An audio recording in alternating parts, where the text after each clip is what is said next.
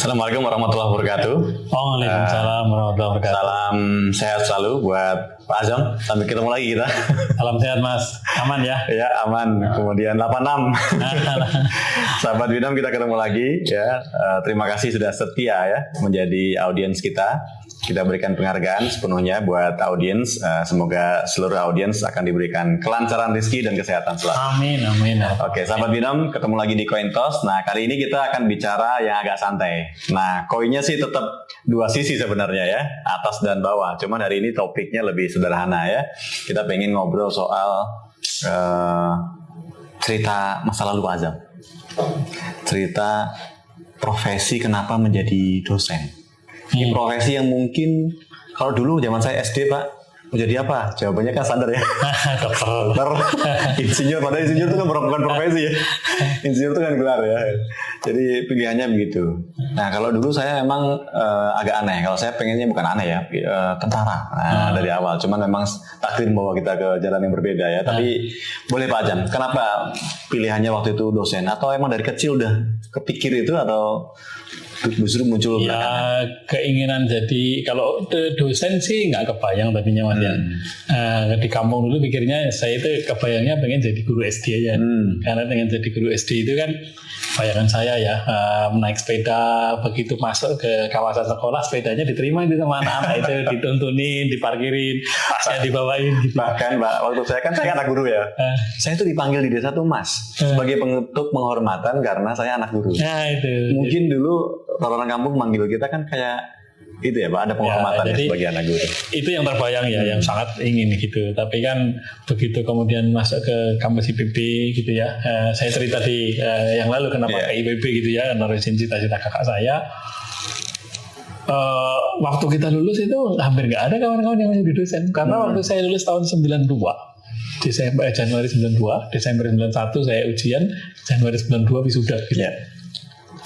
Itu kan lagi hebohnya Pakto 88 dan sebagainya itu loh. Jadi muncullah bank-bank di mana-mana. Jadi hampir mayoritas kawan-kawan itu. Itu hampir semuanya larinya ke bank. Kalau nggak ke bank dulu itu ke media ya. Wah itu ramai sekali ke lembaga-lembaga ya. Dan kita sempat juga masuk ke multinasional, tapi kan panggilan dari kampus ya. Kenapa jadi dosen gitu? Jadi ini panjang ceritanya ini ya, nanti jadi ekornya banyak ini. Ada 3 alasan Mas ya, dari alasan yang sangat filosofis, alasan strategik, sampai alasan yang pragmatis lah, alasan teknis ya. Filosofisnya karena orang tua itu guru ya, saya sudah cerita di pertemuan kemarin, jadi ya selalu mendapat pemahaman dari orang tua bahwa 3 amal yang akan dibawa kalau kita udah mati itu salah satu ilmu yang bermanfaat gitu ya. Nah itu yang sangat filosofis ya mungkin. Kalau yang dari tatanan strategiknya begini. Dulu waktu kita kuliah itu saya membayangkan kemungkinan pekerjaan itu ada 4 Mas. Yang terbayang, yang satu itu ilmuwan, termasuk jadi dosen kan ilmuwan ya. Yang kedua menjadi birokrat di pemerintahan, di pegawai negeri lah. Pegawai negeri ya dulu sampai sekarang mungkin juga masih banyak orang bercita jadi pegawai negeri. Yang ketiga kerja di multinational company. Yang keempat menjadi wirausaha. Gitu ya. Wirausaha nggak ada di kepala karena zaman waktu itu wirausaha itu harus punya modal, punya apa segala macam. Modal lah itu bahasa lama, nggak mungkin lah gitu ya. Kalau sekarang wirausaha relatif jauh lebih diminati orang ya, tapi zaman dulu saya ini nggak kepikir. Jadi ternyata 3. Ya, nah karena saya membayangkan salah satu kemungkinannya 3 ini, maka waktu jadi mahasiswa pun persiapannya ke 3 ini, gitu. Kalau mau jadi birokrat itu kan harus seneng yang organisasi gitu ya. Nah, ikutlah saya organisasi itu. Saya sempat jadi wakil ketua Himpro. Gitu ya. Kemudian kalau kerja di multinasional kan harus pintar ngomong, pintar bahasa Inggris gitu ya. Nah itu ikutlah itu publisistik lah, cara ngomong yang baik lah, ikut les bahasa Inggris, ikut semua menyiapkan itu. Kalau pengen jadi ilmuwan itu kan tracknya ada yang saya jelaskan waktu itu ya, udah menjadi asisten dosen sejak saya tingkat 1 jadi asisten gitu ya. Nah kemudian kok yang dilalah, saya sudah cerita di pertemuan yang lalu, saya bikin jawaban soal-soal gitu ya, terus dijual itu membuat kita berinteraksi dengan banyak materi-materi fisika, kimia, matematika gitu kan. Itu yang kemudian membawa saya zaman saya masuk semester kedua itu saya kemudian banyak yang menjadi guru privat gitu ya, les privat gitu ya. Jadi saya ngasih privat anak-anak SMA 1 dengan anak SMP 1 waktu itu. Nah, tapi begitu naik ke tingkat 2, ke semester 3, sambil masuk ke jurusan statistik itu karena sambil kerja saya saya ikut di bimbingan tes. Ngajar bimbingan tes. Jadi orang duitnya lumayan banyak lah, ngajar bimbingan tes waktu itu cukup pamor lah. Jadi semua saya lakukan untuk masuk ke 3 ini tadi. Nah, setelah menjalani semua, kayaknya kok batin yang paling nyaman itu saya sebagai ilmuwan. Gitu ya. Jadi kenapa saya merasa itu yang paling nyaman? Jadi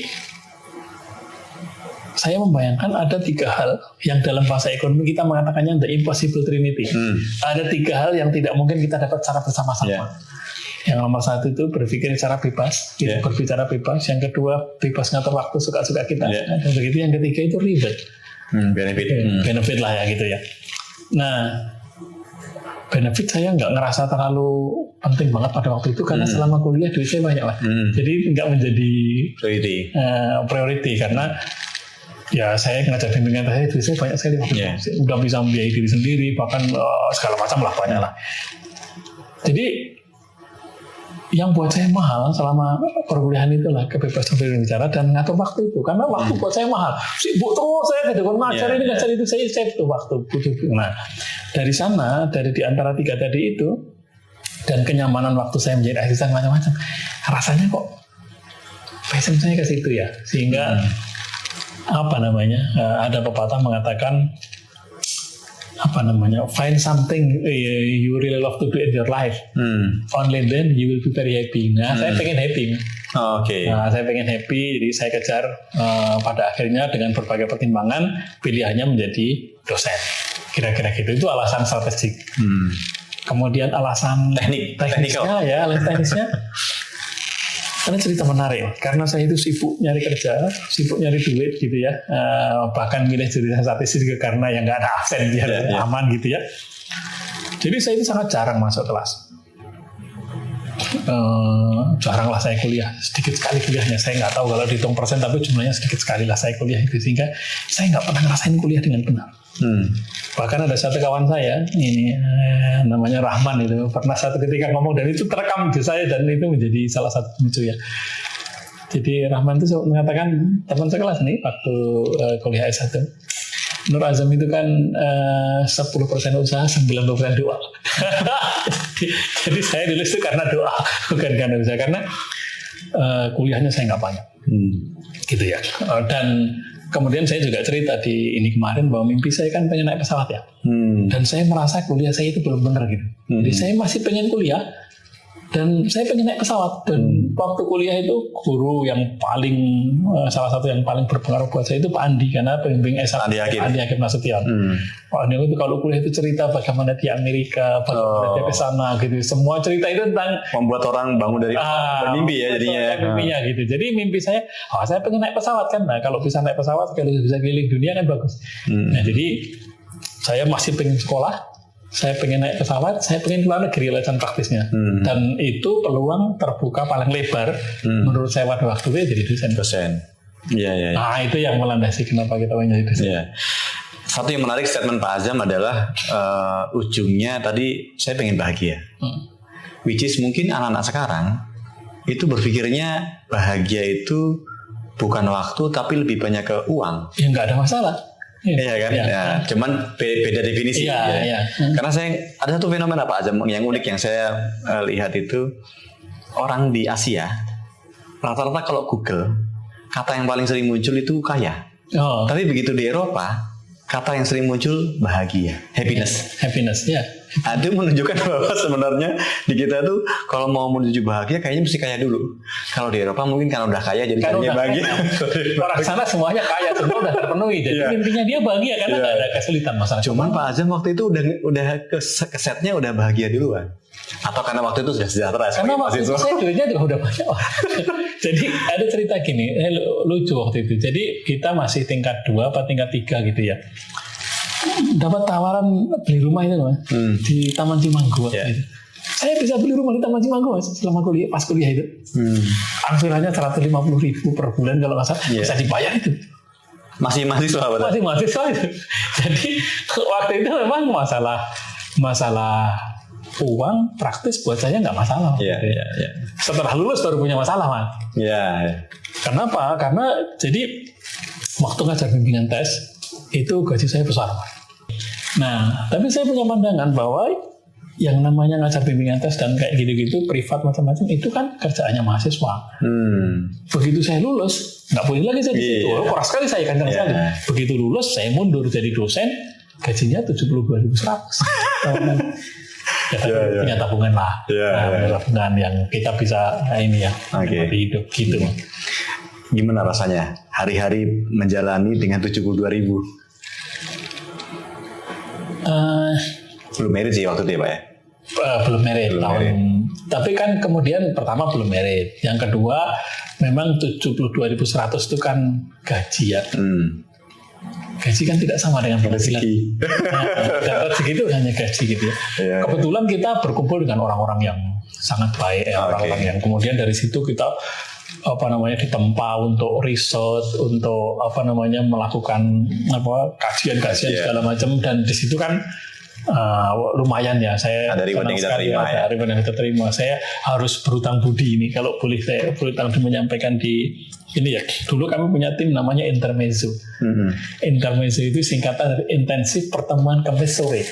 Oh itu isinya orang-orang hebat sekali. Ada Pak Jaya Winonto di situ, ada Pak Bowo di situ, ada Pak Haryadi Kartotiarjo, Pak Haryanto. Itu udah kumpul dengan beliau-beliau ini dan dengan beliau itu dididik kita, dipersiapkan kita secara ilmiah betul untuk menyiapkan diri kita bisa ke luar negeri, plus di situ banyak riset, banyak kajian, dan kalau ada masalah apapun rasanya kita menjadi ringan karena semuanya in-hand, kalau apa dibantu sama semua orang itu. Kita punya komunitas yang sangat, saya bahagia sekali. Terima kasih pada senior di Intermezzo itu yang sampai sekarang jadi sahabat. Jadi sahabat. Kita mesti doakan nih orang-orang baik di masa lalu kita karena berjasa buat kehidupan kita kan Pak. Sahabat Binom pasti juga sama nih, punya orang-orang yang pernah berjasa dalam hidup, dan ingat ya, itu menjadi sokongan sehingga kita bisa berdiri sampai dengan hari ini di posisi yang sama gitu ya. Sahabat Binom, ikutin terus ya. Satu message yang penting yang saya dapat hari ini Pak Ajam, ketika Pak Ajam milih sebagai profesi dosen adalah satu, bisa mendefine dari awal pengennya bahagia. Karena itu mahal. Saya punya anak Pak. Anak itu kalau yang dicari sama tuh, bukan bahagia dulu. Moga-moga nanti saat kuliah dia bisa menemukan cari yang namanya kebahagiaan ya, bukan cari yang namanya penghasilan. Kemudian yang kedua tadi, ada orang-orang yang terlibat dan berjasa dalam hidup kita, itu yang harus kita apresiasi. Yang tadi saya sebut Intermezzo itu hanya di keberhasilan dalam arti saya nggak susah. Setelah turun dari ratusan ribu ke 72.000 itu nggak susah, tapi masih banyak orang yang kemudian nanti kita cerita lagi di sesi berikutnya ya. Kenapa sampai segini, siapa yang berperan segala banyak sekali yang harus kita sebut ya. Mereka lah yang kemudian menggendong kita sampai kita sampai sekarang. Oke, sahabat Binom yang saya cintai dan banggakan, kita akan ketemu lagi dengan cerita-cerita unik Pak Azam dan mungkin tokoh-tokoh berikutnya soal bagaimana sebenarnya yang terjadi dengan masa lalu membentuk kita menjadi seperti kita hari ini. Sampai ketemu lagi, sahabat Binom. Always be there or you will be behind. Sampai ketemu. Assalamualaikum warahmatullahi wabarakatuh. Waalaikumsalam warahmatullahi wabarakatuh.